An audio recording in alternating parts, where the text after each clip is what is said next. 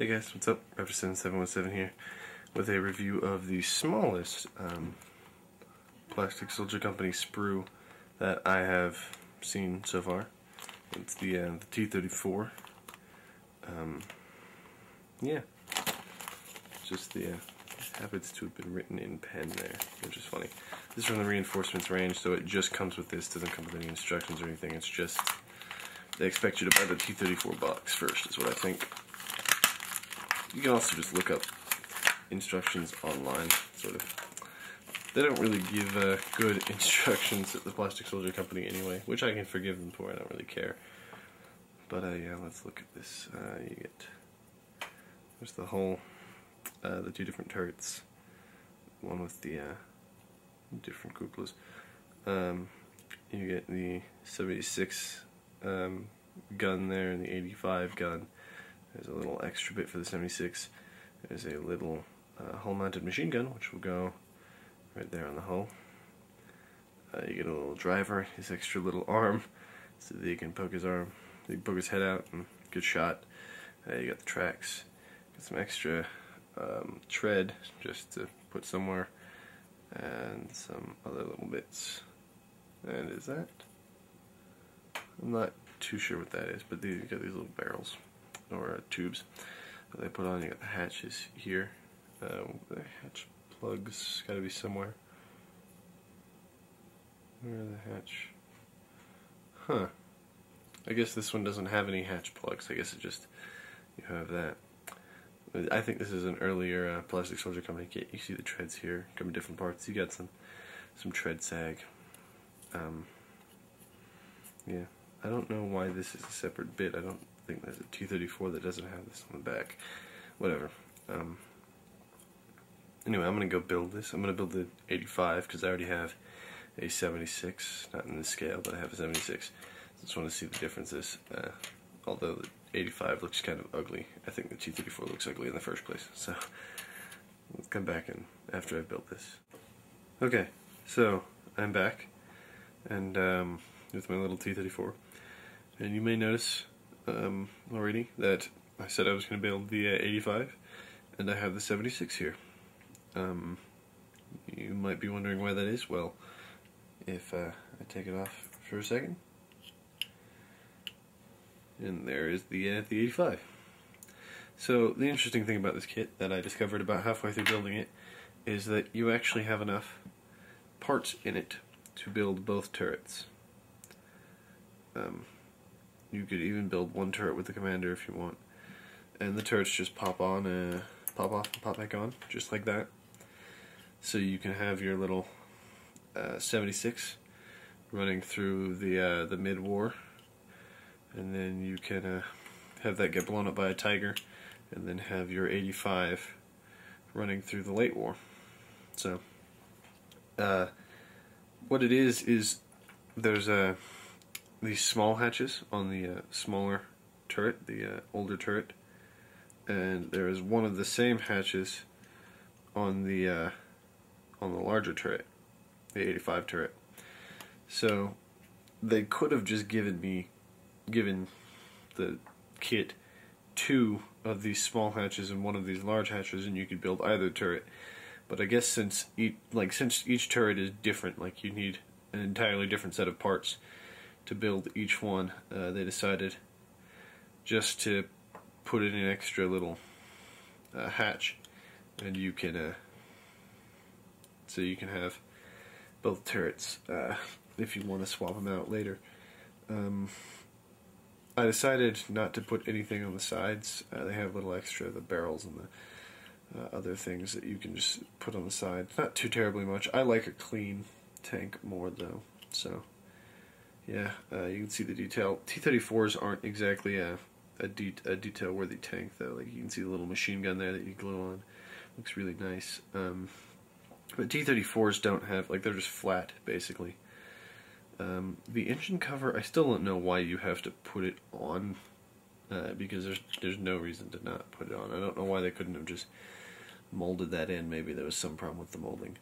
The tracks are the nicest tracks I've encountered with Plastic Soldier Company so far. You glue them on obviously before you put them on, but they have little slots. I don't know if you can get this, but they have little slots where they fit into each other, and I didn't do a very good job of fitting them into each other, but they fit in nicely. I kind of screwed them up after I put them in, so they're a bit wonky there.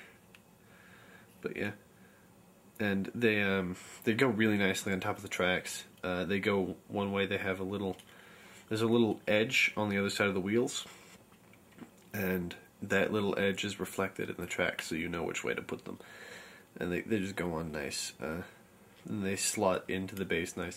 This entire kit was really simple. I think it was one of the earlier Plastic Soldier Company ones because it doesn't have nearly as many options as the other ones. It doesn't have as much detail, but it goes together really nice. I think it's because it's just a simple tank. Like, they decided to go with it first. It also kind of goes with their Battle Group Kursk game that they came out with. So yeah, it's just really nice and simple and fairly elegant. You can see I screwed that up a little bit. I screwed some things up. This gun can actually, mine can go up and down. I don't know if you're supposed to glue it in place, but it's not necessary because it's got a little ball on the back.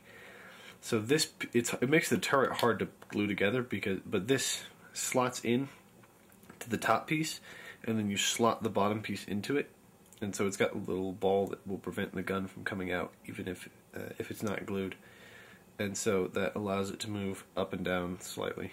I mean, it's not a spectacular range of motion, but it's nice to have something that is lacking in the 76. Of course, it's lacking in the 76 though, because it would be kind of much harder to make that work. I may have actually put the 76 in wrong. Don't think I did. But I may have actually put it in wrong. So yeah. What was the door shutting? Just nice. Let's do a little size comparison here. Here is a 1 in 144 T-34 76. So it's the same tank, but this is about half again as big, which is reflected. You can see that it's about half again as big. So after that we have the Plastic Soldier Company Tiger, which is about twice as wide, which they stole the wide tracks from. The Tiger and the Panther did. I'll show you the Panther later probably. Tiger is more apt to have run into the T-34-85 though. Just there we go. And the American equivalent, you have the also Plastic Soldier Company Sherman, which is exploding in white light right now. And turret falls off much easier on the Sherman than it does on the T-34, although that's pretty easy to fall off on both. And then in the same scale we have the other Soviet tank. We have the Soviet T-26, which I would have much preferred to have been driving a T-34 than a 76. I mean a 26, sorry. A T-34 than a T-26 during that time. So that's with stuff that's in its scale. And then just also, it would have been terrifying to be a German because you have a Panzer II here. But here's a little risk piece. Yeah. Here is a chess pawn, just to show you. And here is Master Chief. So in case you were wondering how big Master Chief is compared to a T-34, he is massive. Yeah. Wow, jump cut. Okay, just final thoughts. I really like this kit. You can get, especially since you get both turrets. It's so simple to put together. It's nicely detailed. It's got a whole lot of machine gun and all that stuff. It fits together really well, and it works really well. And it's cheap. You get basically two tanks. I mean, if you want to paint them both the same. I mean, they'd basically be painted the same color, because the Soviet Union wasn't very creative with its paint schemes.